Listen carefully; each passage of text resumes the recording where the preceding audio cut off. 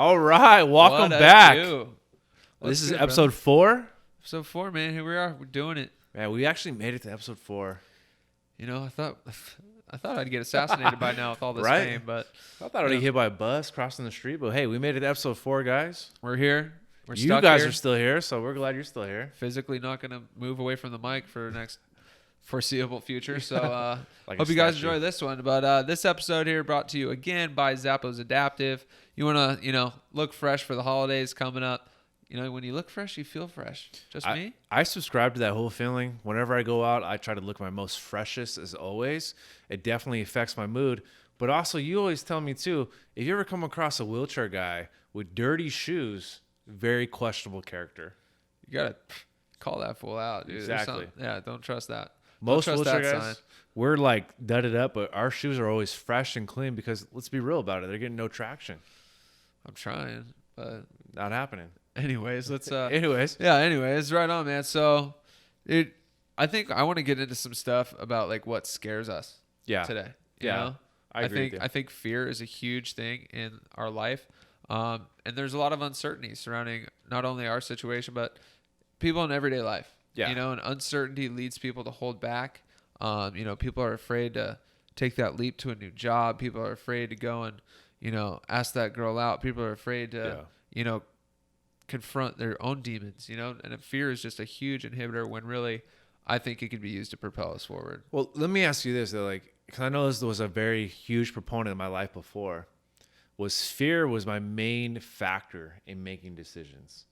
When I wanted to do certain things, if people could easily convince me not to do them, or I'd always think of the consequences, or I'd always look too far into it. And I think with fear, the weird thing about fear is you could almost rationalize it and completely make it comfortable. Like, oh, well, yeah, I was going to get the job anyways. Right. Oh, that girl never would have said yes going on a date with me. Did you have some of that before or even now? Do you deal with those kind of situations? Yeah, before it was always the fear of failure. Yeah. I think I was so competitive and so hard on myself. I always had this idea of being perfect. Yeah. And, it allowed me to push myself super hard. Yeah. And, do some pretty cool things, but it also held me back because I was afraid to fall in front of my friends trying a new trick. I was, afraid to do this. And I just wanted to keep up this image that was totally bullshit because perfection doesn't exist. Not at all. And so it definitely held me back. And then, once I got hurt, it was now I feel like the world has its eyes on me and they're judging me every second of the day when really it's just me looking in the mirror. And, it's my own insecurities that are looking at me, you know? So I think, fear is synonym for insecurity. I agree. And it's funny you say that because I think people also project their fears on you. And that's what I've encountered being in the wheelchair is people are very analytical and they'll be like, oh, if I was in your position, there's no way I would try this. There's no way I would do this. Or I can't imagine how you do this, that, or the other every day. So you got to be careful. You got to be careful who you talk to. When you're trying something new, there's always going to be the chance of failure. There's always going to be the chance of you not getting what your desired outcome is. At the same time, though, there's something about that I really love now that I never loved before. Yeah. It's that bubble gut feeling inside knowing that, this may not work out the way I envision it. But you know what? Just the fact I put myself out there on this journey, I'm going to learn something regardless. Yeah. And one of my favorite fighters of all time, Conor McGregor, always says, Notorious. You either win or you learn.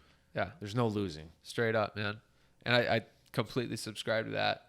And I think on the failure front, dude, let's keep it super surface level. Yeah. What's something standard that scares you? I'm talking heights, spiders, things like that. Is there any, do you have anything like that truly gets you? I'm 100% claustrophobic. Yeah. I hate being in confined spaces. And the weird part about being paralyzed is if my wheelchair is not near me and I can't get to it, I'm pretty much in a space I can't move from. Yeah. And jokingly, my mom always laughs about it because we're on a raised foundation. But when my wheelchair is not there, it's how are you going to get out of this house if it was burning? Yeah. I guess I'm going to smash through the window. But that, to me, confined space has always been my biggest fear. What about you? Yeah. Yeah. I think mine was always just having a lack of control physically.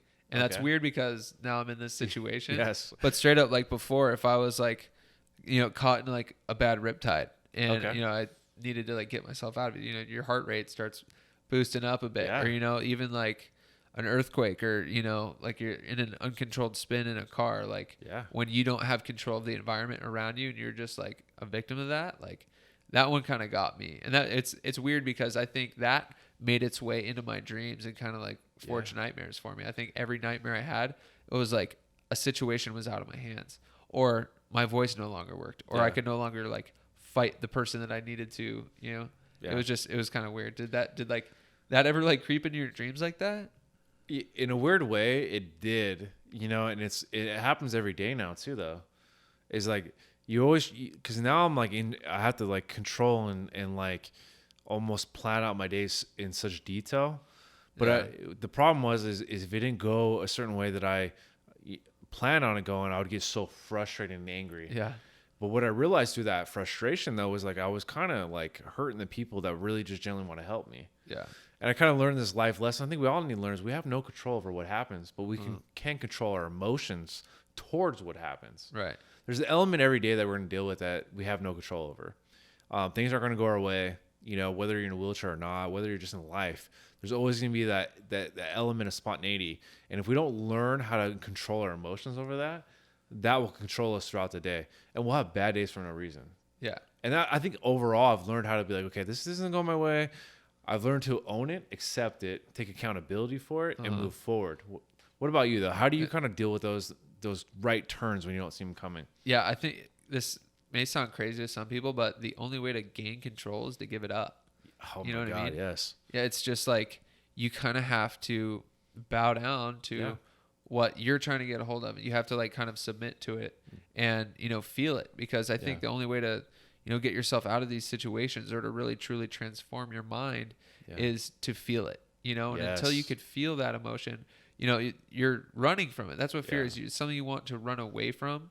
And, sometimes rightfully so. I mean, dude, if there's a freaking great white swimming behind you, like that's like, you got to get up out of that water. There's a gun pointing to your head. Yeah. You're definitely going to, whatever here's my wallet. I mean, there's some like fear that obviously is legit, but I'm talking about, the day-to-day things that you're avoiding, this stupid shit like that. So, I mean, there's things that you need to honestly try and let it in a little bit, like just feel some of that fear, and then, appreciate the small victory that you're able to deal with that. Even if it like affected you, you have now felt it, and now you're, a little bit more numb to it. You have to callous your mind. And the only way to do that is through, a bit of a uncomfortable, painful process, and I think fear is something that you just have to look, dead in the eyes and, just confront it and feel it. I'm kind of curious when it comes to you too as well. When it comes, for me, people always used to call me stubborn, and maybe I was, but now it's not so much stubborn, but like I have to be headstrong. Yeah. Like I have ambitions, I have goals. And my biggest problem I've had in the last 7 years of being in a wheelchair is people can't, there's not necessarily another guy I could point to like, oh, he's doing it that way, I'm just going to follow his path. Right. Kind of paving on a path that hasn't been there before. And it requires me to be so headstrong sometimes, because people would come in there and be like, there's no way you're going to do that. There's no way in hell you're going to achieve that. Yeah. And I have to stick to my beliefs. I have to turn out the noise. What are some of the things you do to just completely turn out noise? Yeah. Well, in response to that, I think that kind of almost goes hand in hand with people in our situation, because as soon as you're injured and in the hospital, you're like taught to like direct your care. Yeah. Know what you need, know how to communicate it, and tell those around you, because you have to be your own nurse, your own boss, your own doctor, telling people what's up, right? So I feel like a lot of times, people could come across as bossy when they need to just tell people what they need because they can't do it for themselves. Yeah. And obviously there's a way of, communicating with people that, is fair and it's all about and tone. Friendly. It's all about tone. Don't be a jerk. People are there to help you. So there's that. But, as far as like giving up that control, is that what you're asking? Like, how do I deal with that? More like along the lines of like, listen, like for me, people will always have an input. You know, family, friends, they want to tell you how they would do it. Yeah. Right. But that's not necessarily how I would do it. Right. And me and you both have these like lofty expectations and aspirations and ambitions. And like, we're not trying to chase the common goals. We're not trying to get behind the desk jobs. No. We're not trying to do the bare minimum. We're obviously going like what would have been hard for anybody in any situation. We're trying to do 10 times more. Yeah. How do you stay focused when all you have the naysayers and the haters and everybody telling you it's not going to happen? Yeah. I mean, the people that just offer advice, whether solicited or unsolicited, I do think they just want to help, but, you know, that's for me to take.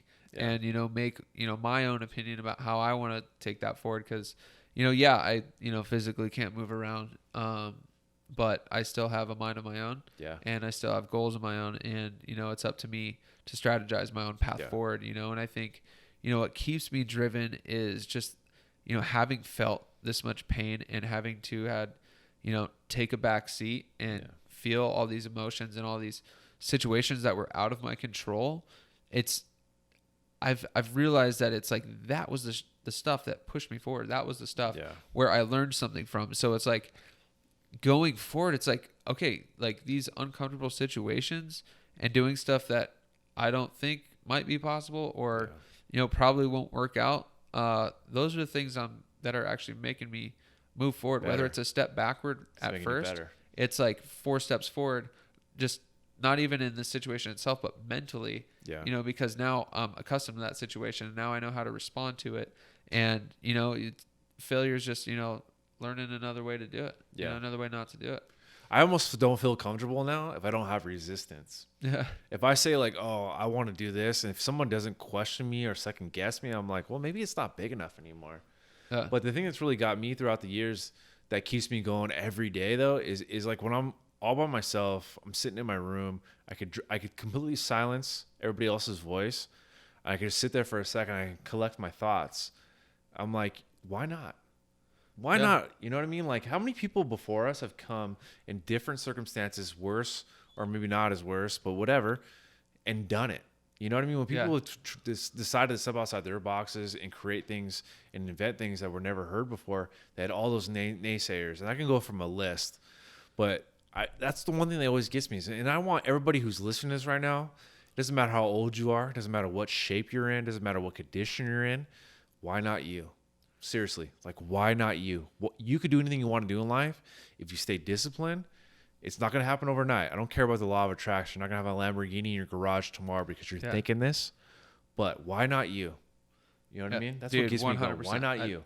I love it. No, and I think people are capable of so much more than they give themselves credit for. Seriously. You know, and when they're held back or beat down, like, they think they got a shitty deck of cards, man. But, like, no, those cards, those are making you. That's callousing your mind to be a bad motherfucker, dude. Yes. You know what I mean? That's turning you into a warrior. Like, there's, you know, we always kind of, you know, look at people either in, you know, entertainment or athletes, you know, as overcoming these great feats. But there's some people out there that have come from some messed up circumstances that are just dealing with stuff on the daily that would put people to shame as far as, like, you know, what they can handle, what they can overcome. I mean, there's like third world countries that people are doing stuff every day that would just like make me feel like a total piece. You know what I mean? And that's just their life. But it's when your mind is accustomed to this and you can like build and raise that bar for what like your pain can tolerate. Yeah. Like, I mean, you're going to be capable of some crazy shit, you know, and people need to realize like, you know, you got to get uncomfortable and you got to do these things and get in these situations, you know, because the worst thing that's going to happen is they'll say no or it just won't happen. And guess what? You're right back where you started and you just freaking tried. So give yourself some credit, you know what I mean? And that it's small victories can go such a long way because they compound on top of one another. So, I mean, you just got to know that the sky's the limit. Well, you touched on it though. Like people nowadays are afraid to figure out what their pain threshold is. Yeah. Because we're quick to, oh, you know what? I had a hard day. I'm going to get a drink. Or I'm going to take this pill. It's going to numb the pain. This, that, or the other. But what I've realized through all the adversity that I've felt the last 7 years is how far my pain threshold can go. Like when I feel the adversity coming on, I feel the pain coming on, I'm like, okay, I need to make a right turn here. I need to make a different plan. But I'm like, now I know I could take it all in and I could dish it back out. You know what I mean? Like, okay, I'm going to take this shot. I'm going to take this body shot. I'm going to take whatever this person is throwing at me, whatever the situation is throwing at me, but I'm going to make a right turn. And I've used it as fuel for me to go forward. 100%. Is that something you do? You know what I mean? Like when everything's coming against you, people are just like doubting you, a relationship didn't work out, a job didn't work out. Like, how do you channel all that in? Like, what do you do? What is your thrive in that moment, honestly. And it's not something I, like to tout, because it's not like I want to brag or anything. It's not braggadocious moment. It's more of like a gut straight up, moment. honestly, like I love that. I think because I'm so competitive. Yeah. And when the odds are against me, that's like when I like hit this mode, hit that switch in the back of my mind. That's like, no, I'm going to destroy all of you, and I'm going to prove you all wrong. Like, one story I can relate this to is going into grad school. Okay. Right? Had a rough time in college, grades wise. Freshman year, I put all my time and energy into snowboarding. Was doing great, which I think is a normal freshman thing to do. Right? My social life, I was getting straight A's. Right? Yeah. School was struggling, and same thing carried over to sophomore year. But all in all, like through college, I wasn't the best student. But I didn't prioritize my time right. So going into grad school, I was like, dude, I'm going to be surrounded by all these people that are just high-level thinkers, kind of bookworm types that are just, going to school me. I'm already going to have a harder time going through what I'm going through. But when I got in there and, like, I just looked around, I'm like, no, dude. Like, and it was taking, like, 6 hours to write 3 pages. It was, like, these things that were, like, I don't give a shit. I'm going to, like, make this better than all of you. Because you had to speak to text your whole papers, obviously, right? What software? And that was after a while. I was using Dragon, but dude, when I started, I was using a mouse stick pecking a damn keyboard. Oh my god! Straight up, dude. So like that's rough. Like straight up, I was doing all my work like that, and it's like that pain was like, dude, I felt that, and I'm like, yo, this is like making me stronger because I'm going through this, and it sucks. And none of these other kids are having to do that. But you know what? This shitty process that I'm going through right now, I'm gonna do that to do better than all of them. I'm gonna crush this right now. Yeah. And I ended up going through grad school and kicking my ass to a level that had never been felt ever by me. It was mental strain, emotional strain for 2 straight years. Yeah. Right. And I finished with a 3.93. Woo! And I was like, what it do, baby? I say it not bragging, but it's like, dude, I'm proud of that shit. Yeah, absolutely. I put in the time, and it's because I looked in the mirror, I looked at everyone there, and I was like, yo, I don't give a shit what my situation is. Yeah. This sucks, but I'm going to like make the best out of it. You know what I mean? Yeah. And then, just on the relationship front, we already went there last I don't even to get into that side. But yeah, I mean, do me wrong, and I'm going to do me right. I can totally relate to that, because I remember when I first got hurt, I remember even people real close to me were like, there's no way in hell you're ever going to drive your truck again. Yeah. There's like no way it's possible, and for me, that was my biggest goal in the first year. Was like, I'm going to go get my license back, and I'm going to drive this vehicle again, because I had paid for this with my own money. I'd worked hard to get this car. It wasn't given to me by my parents or by any other circumstances. So getting back in there and getting my license back, drive my own vehicle. But I felt like that was the beginning, because then it was like, oh, Sonny, you're never going to walk again, or you're never going to do this independently again.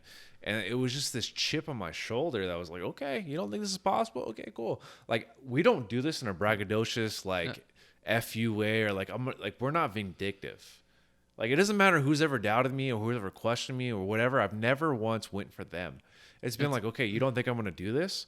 Okay, well, cool. Check it out. Like, you could just watch the highlights on my Instagram and be a fan. I call them now fans because they still watch my Instagram stories. They may not like my post, but you know who you are right now, because you're probably watching this too, because I know who you are. But check it out. I'm glad you've liked the highlight reel I've put out there for you, because it's because of you. I've used that as fuel to springboard me forward. And I think everybody at the end of the day needs to have that kind of fuel. Use it as your spinach to your Popeye. Don't ever, like, when somebody doubts you, don't take it personal, because it's not you. It's their own insecurities, like Marty touched on. But use that as fuel going forward. And I think we're sharing these stories with you because we're no fucking superheroes, dude. No. We're like regular dudes that got put in a crazy situation. Exactly. And this is what we're doing with it. You know what I mean? Yeah. It's all because of the uncomfortable situations that we've been in that has allowed us to take these steps forward and do the things that we're doing. Yeah. I was in a job that I didn't necessarily feel was valuing me, and I wasn't getting the most out of it. Yeah. And so what'd I do? I took an uncomfortable step and said, yo, I'm going to do exactly what the hell I want to do. Yeah. And that's 3 separate things, and started doing them. And now it's leading to some crazy opportunities. So it's like, all you have to do is just take that step. Yeah. Don't let fear be the thing that holds you back for a lifestyle that, is not going to let you capitalize on what your potential is. We're taking fucking steps that we physically can't take. You know what I mean? We physically can't take steps, but we're putting ourselves out there into uncharted territory. I remember the first audition I went to for acting was for Magnum PI on CBS, the remake, right? I get there, and I'm talking to some of the friends because I've made friends through the process. And they're like, hey, do you know your lines? I'm like, lines? They're like, yeah, we have lines. I'm like, oh, shit. Because I didn't know. I didn't know how to read the email right. I didn't know. I just thought we had to show up, and I thought I could ad-lib some stuff. And so I'm going in there, I just destroyed. They were like, look, do you suck? Get out of our interview. Eventually one day this will be like that success story where I tell everybody that was the learning point for me though. I said, I will never go into anything unprepared again. I never have. And now I take the extra steps where I'm prepared and I feel like I'm on myself. But it was that epic failure though in the beginning that I needed. I needed that stepping stone. I needed that thing I can always go back on. And I think our situations, our accidents was that epic failure in life. Yeah. Because we never thought we'd be here. Right. But there was that epic failure. Like, okay, I'm going to take myself out of this grave because everybody else has already buried me. And I'm not going to be vindictive about it, but I'm going to prove everybody wrong. And I think that's what we're doing on our journeys. But while you're sitting here and you're listening to this, I know you guys are thinking about your epic failure, whether it be a career, a dead-end relationship, whatever you guys are thinking about right now. It's time for you to get out of this grave just like we are and fucking go get it. Use it. Use that shit. Make that your factory reset right there. There it is. Baby. And if you're just going through it and you don't have a major shock to the system that is going to truly make you pivot in a new direction, that's going to just change the trajectory of your life, go find your own shock. Yeah. Make it. Go sign up for that marathon. Go ask that girl out. Go do something that is so uncomfortable that you're so afraid of. Yeah. Because that shit is going to change your life. Yeah. And, the human mind is capable of things that we can't even imagine, and it's only when you challenge it, and it's only when you get it uncomfortable. You know what I mean? Muscle doesn't get stronger unless you tear that shit up. It reminds me of Cortez, one of the Spanish conquerors. He used to burn the boats as they got onto land. There's no fucking turning back here. We're going to burn these. You either conquer this land or you die. So if you're in your life right now and you're in a rut, you need to burn some shit. You need to get to the point where either I need to go forward, I'm putting all my chips in this basket, all my eggs in this basket, or this is it for me, I think this is what the wheelchair has done for us is either we're going to go out and get this, or what else? What are our options? Sit at home, be sorry? No, not an option. No. So failure is not an option at this point. So if you're sitting there and you're mulling over a decision, have the balls, make the decision, and go forward. That's at the end of the day, it's all it's about. I love it, dude. I'm pumped right now. You can't tell right now. Yeah, baby. I'm pumped. No steroids for this guy. You guys are out there. Burn the fucking boats. Burn the boats, Get baby. Get out there. Take that step. If you're in a chair, you can't walk. Get those metaphorical shoes dirty, dude. Start taking the steps forward that you're afraid to take. Because we didn't come here to take part. We came here to take over. Freaking Conor McGregor. I'm channeling him today, baby. Love it, man. All right. It's been Wheel Talks, baby. Hell yeah. Hey, it's been Wheel. Just a couple wheel guys having wheel convos. Meals about on wheel wheels life. all day long. All right, guys. See you next time. We'll catch you next episode.